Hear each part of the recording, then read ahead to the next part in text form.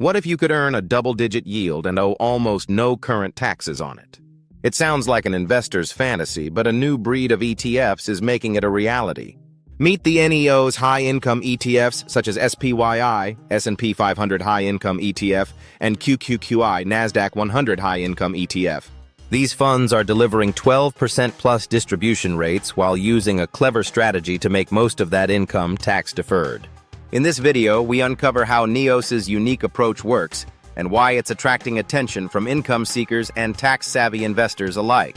NEOS's strategy in SPYI and QQQI is similar to covered call ETFs, like SPYI or JPQ.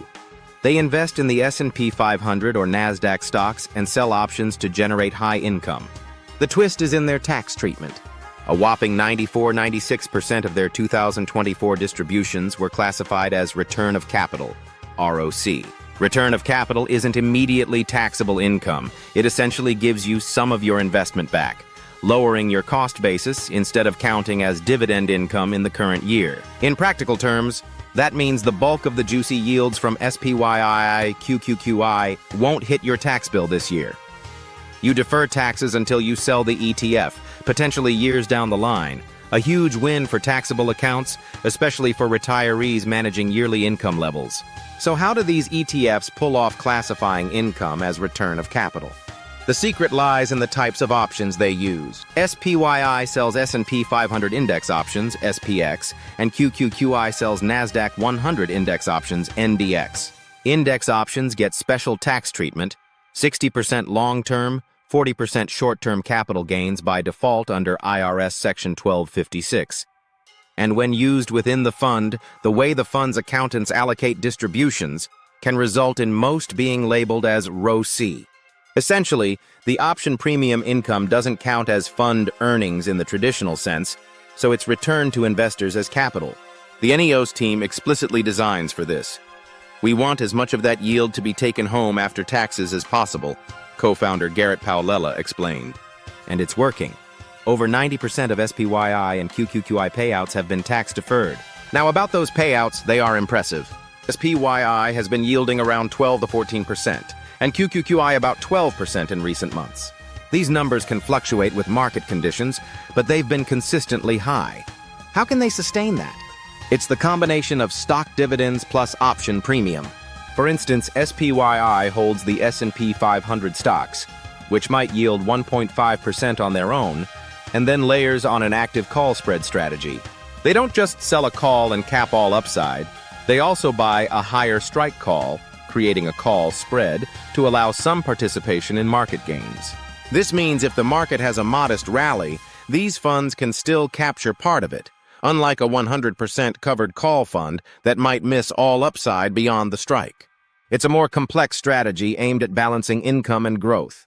The call spreads and index options generate large premiums, which fund those big monthly distributions. Let's illustrate how an investor might experience SPYI or QQQI. Suppose you invest $50,000 in SPYI. At a 14% distribution rate, you'd get roughly $7,000 per year in cash distributions, about $583 a month. Come tax time, you look at your 1099 DIV from your broker and see that perhaps $6,500 of that $7,000 was classified as return of capital, and only $500 as actual taxable dividend. This is an example based on the high ROC percentages reported.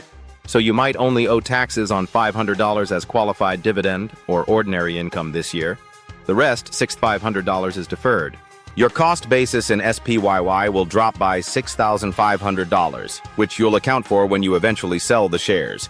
It will increase your capital gain or reduce your loss at that point. In essence, you got a high income now and kicked the tax can down the road. For retirees trying to manage their taxable income, for example to avoid higher Medicare premiums or stay in a lower bracket, this is golden. You're possibly even able to keep income below certain thresholds while still enjoying a high standard of living funded by portfolio cash flow. These funds have been gaining traction. SPYI launched in 2022, and by late 2024 it blew past $2 billion in assets, remarkable for a newcomer. QQQI followed and has also grown as investors discover this niche. The success has even spawned competitors. Just recently, a ProShares fund SPYI launched with a similar high-income strategy on the S&P. The appeal is clear. In an environment where cash yields and treasury yields have risen, investors want high income, but also some equity exposure and tax efficiency. NEOS offers all three: equity market exposure, S&P 500 or Nasdaq stocks, high income from options, and tax advantages. However, investors should be aware of a few considerations. First, return of capital is not free money. When you eventually sell, the deferred taxes come due as capital gains. If you hold forever, the cost basis just keeps dropping, even to zero if held extremely long. If left to heirs, current laws might step up the basis again, potentially making it tax-free in the end. But that's estate planning territory. The main benefit is deferral and possibly lower tax rates, capital gains versus income. Second, the fund's NAV isn't eroding from ROCE in this case, which is important. Sometimes ROC can mean a fund is just giving your money back because it's not earning enough. But here, the fund is earning through options. The ROC is a byproduct of accounting and strategy, not a sign of losses. In fact, SPYI and QQQI have roughly kept NAV steady while paying high distributions. Over 2024, both funds achieved positive total returns while paying double-digit yields, a sign of a sustainable strategy. Still, market risk remains. If the S&P or Nasdaq fall significantly, these ETFs will also lose value, though the option income might cushion it a bit. And if volatility is very low, option premiums shrink, potentially lowering distribution levels. For whom do SPYI and QQQI make sense? If you're an income-focused investor in a taxable account, these are very attractive. Imagine a retiree who wants to live on portfolio income. Getting, say, 12% yield mostly tax-deferred can effectively let you withdraw heavily without realizing taxable income. For those in higher tax brackets, the strategy is compelling too. Even in an IRA, the high yield is nice, though the tax deferral is wasted there. It could be part of a barbell approach. Maybe you hold growth stocks, no dividend, and complement with SPYI for income so you don't have to sell growth winners for cash flow. Essentially, NEOS funds are like an enhanced version of covered call ETFs for the tax-minded. In summary, NEOS High Income ETFs, SPYI and QQQI, are providing a rare combo: very high income, around 12% distribution with significant tax advantages. They accomplish this through index option strategies that produce return of capital distributions. It's a fascinating innovation in the ETF space that has quickly gathered assets. If you need income but hate paying taxes, these funds are definitely worth a look. Just remember, always consider the overall strategy and risks. Don't let the tax tail wag the dog.